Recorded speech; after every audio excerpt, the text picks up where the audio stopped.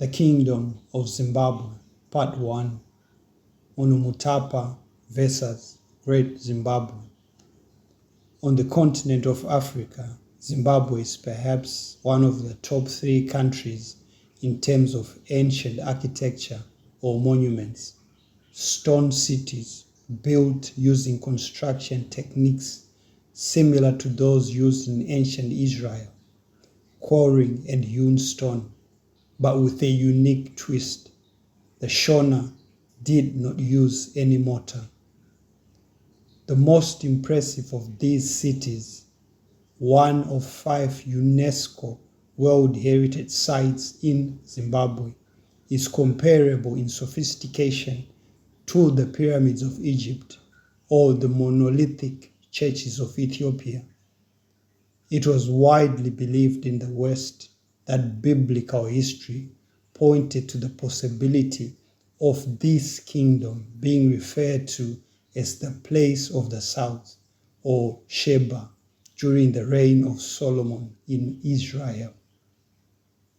The Zimbabwe kingdom has long been touted as the location of King Solomon's mines because of its gold, so much so that a movie of that title was shot in Zimbabwe in 1985, starring Richard Chamberlain and Sharon Stone, produced by Canon Films.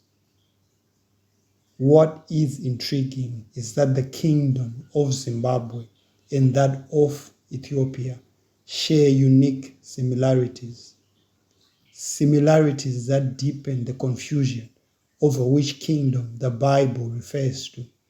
First, the name Sheba, claimed or associated with both countries. Second, the ancient buildings and construction techniques used in both kingdoms, both associated with ancient Israel. And finally, the most important point, both countries have significant communities with proven Jewish ancestry. The Beta Israel of Ethiopia and the Lemba of Zimbabwe, whose DNA shows a relationship to the Kohanim, the Jewish priestly line among the Buba, the Lemba's priestly clan. So both countries are believed to have a strong connection to ancient Israel. Across Zimbabwe, there are many other ancient cities and sites like Kami, Danamombe, Nale Tale, amongst over 300 dry stone walled monuments throughout the country.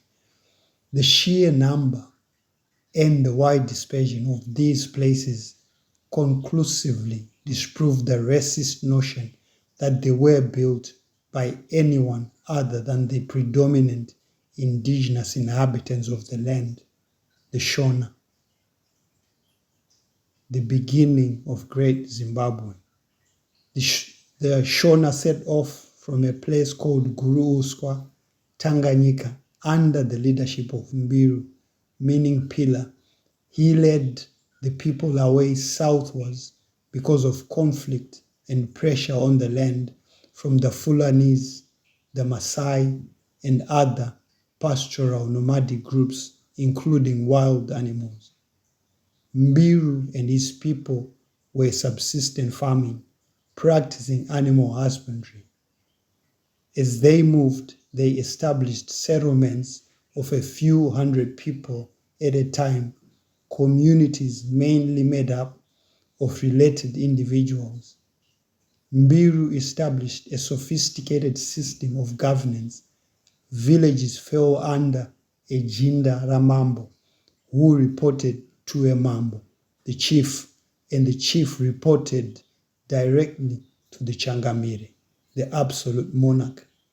The Jindara Mambo coordinated labor, administered tasks, maintained law and order, and all the young men in his village were under his tutelage. The chief handled bigger issues such as security, food, welfare, including disputes. Mbiru's first lengthy settlement was around Gombe Mountain in Buhera.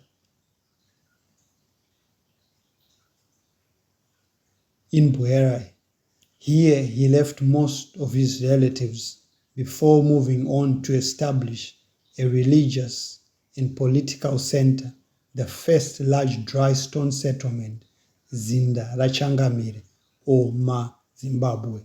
The Shona were monotheistic, believing in Musikavanu, Nyadenga.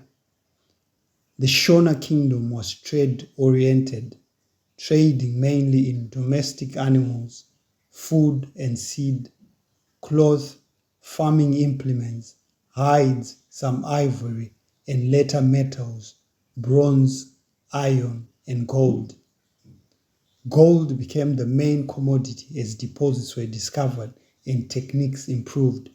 Gold was traded largely for domestic animals, which were distributed to communities through their chiefs. This is why even families without means owned animals. Gold was also traded with the Portuguese for muskets and powder, and dynamite for mining.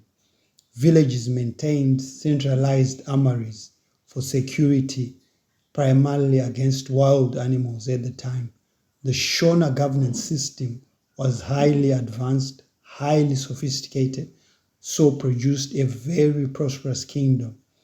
And this prosperity is precisely why Cecil John Rhodes, Karl Marx, and others, including British and Berlin institutions, believed Zimbabwe to be the biblical land of Ophir, connected to King Solomon and Sheba. The Great Zimbabwe Kingdom is largely the reason why slavery never gained a foothold in the region now called SADC. The kingdom extended beyond present-day Zimbabwe.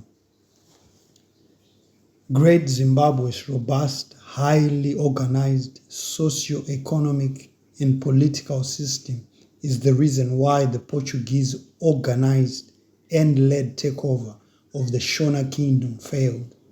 The Portuguese, using black non-Shona speakers, collectively referred to by the Shona as Achimwene, attempted to establish a rival kingdom below the Zambezi River. This entity became known as Munhumutapa or Munhumutapa in Portuguese. In Portuguese, mono translates to monkey. In recent history, this entity has begun to be referred to more and more as Munhumutapa, away from the original names Munhumutapa or Munhumutapa. To put it simply, Munhumutapa is not a Shona kingdom. It was a contrivance, and that is why there is not a single monument, no, not one, attributed to what is often described as the greatest kingdom in Zimbabwe's history. Hakuna chinonzi Munhumutapa kingdom ku Mashona. Even though great chiefs emerged elsewhere at various times, these must not be confused with the Changamires, whose seat was Great Zimbabwe, and it never changed, not until 1896.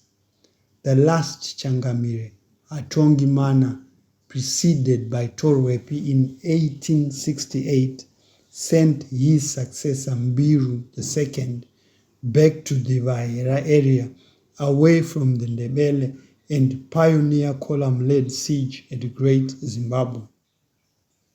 In 1896-7, it finally succumbed to the sustained onslaught by Rhodes, using Muzilikazi and Lobengula, with the full backing of the British establishment.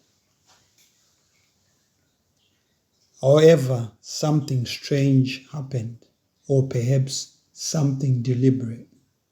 Unlike other groups in the SADC region, which still have clear connections to their history, traditional governance systems, royal houses or chiefdoms, the Great Zimbabwe Kingdom, one that is comparable to Egypt, became obscured, forgotten. How does a whole people lose their history? How does an entire lineage vanish?